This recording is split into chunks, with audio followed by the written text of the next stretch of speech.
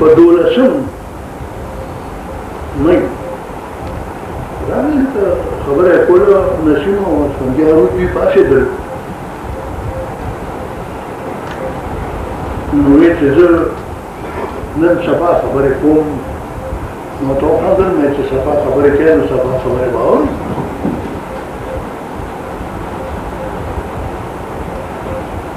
نو ویې چې زما خپله دا رایه ده چې موجوده وخت کې پکار دی چې موږ د دې حکومت سره تعاون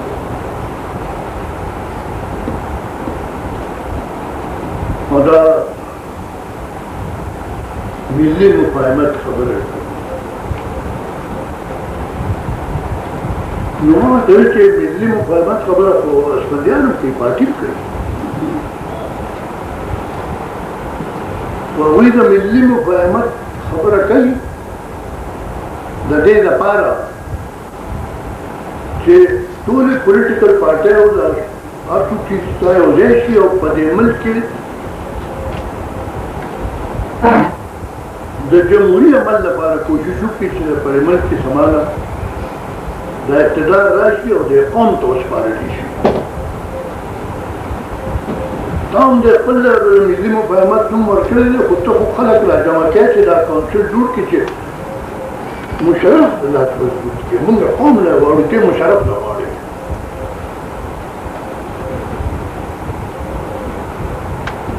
نو چې بحث هم ډېر وکړو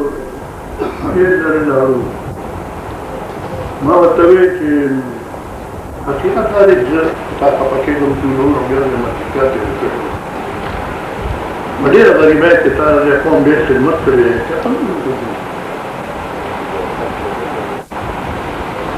د کومو شیطانانو په ډکه ورغلی مې لکه شیطان به در باندې سبا نه اودس وړی ویش به درې کوي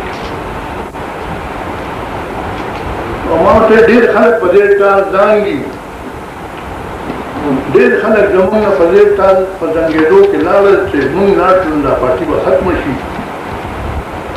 نو ما ورته دا پارټي چې زه دا د کوم وخت نه راغلی ده او د کوم وخت نه پیرنګیانو کوشش کړی چې دا هر قسمه خلک دې نه تللی دي د صوبې صدر تللی دی سکرټري تللی دی ممبران تللي دي دنیا تللې ده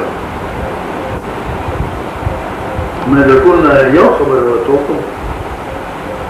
چې دلته کې یو سړی و د هغه نوم ډاکټر خان صاحب و د پاچا خان مشر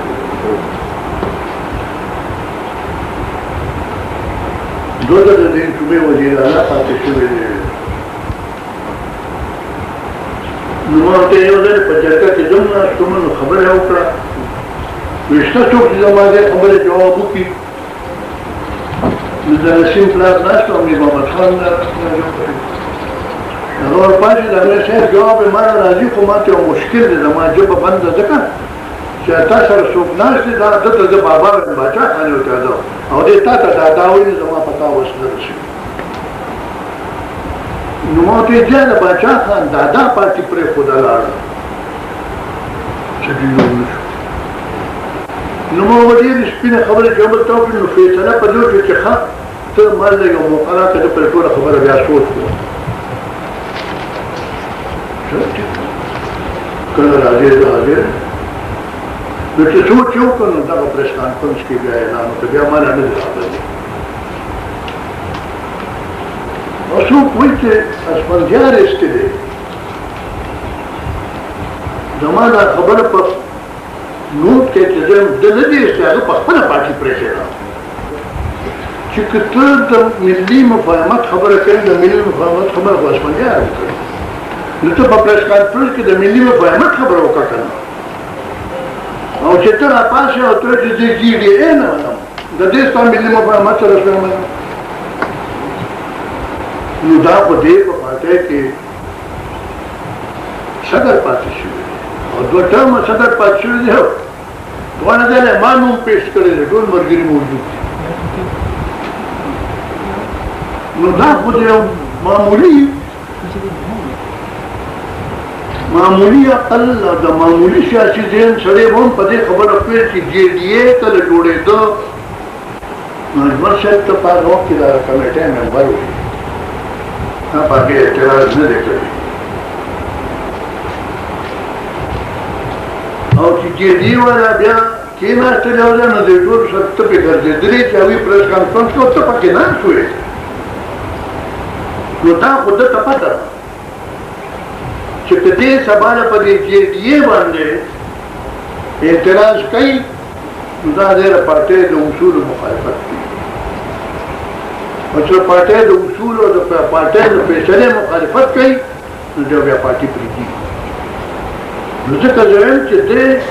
راغلي پریس کانفرنس کې د دې خبرې ضرورت و چې د دې ملي جرګې ورته وایي کار چې ورته وایي دا د اصولو په کچه نو دې په کچه د هغې خبره کړې وې بیا به یو ځل ملي جرګې کوم څه خبره کوله دا د جرګې خبره به کوله دا چې دې راپاڅېد او دې پاسي او دې وایي چې جي ډي اې زه نه منم او د جي ډي اې پاس کړی دی پارټۍ نو د هغې نه پس د ده لپاره څه جواز پاتې دی پرې پارټۍ کې کینې دونه خو دې په دې خبره ماشوم پوهېږي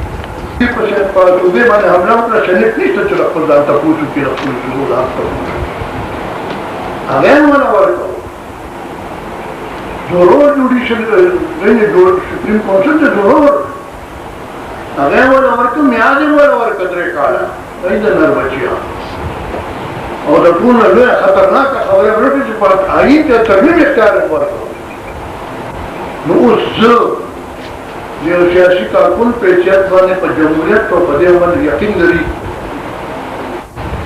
زه نن هغه چیف ایگزیکټیو نه ګڼم بلکې د مارشلایي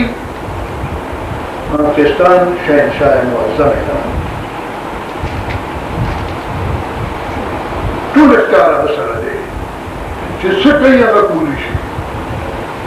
نو اوس د هغه نه دا خلک څه غواړي چې څوک راپاشي چې دې کمزوري ورکړي چې دې تکړه کړه فوج هغه سره دی ټول نوکرشاهي هغه سره ده د ملک ټول دولت هغه سره دی ټلویزیون هغه سره دی ریډیو هغه سره دی په پریس هغه قبضه ده نیمګړتیاوې چې هغه به څوک پوره کړي هغه شهنشاه معظم دی البته نونه به ورته ووایو چې شهنشاه معظم صاحب دا مهرباني به وکړي چې بادشاهي کوي نو د بادشاه آداب او اخلاق زده کړه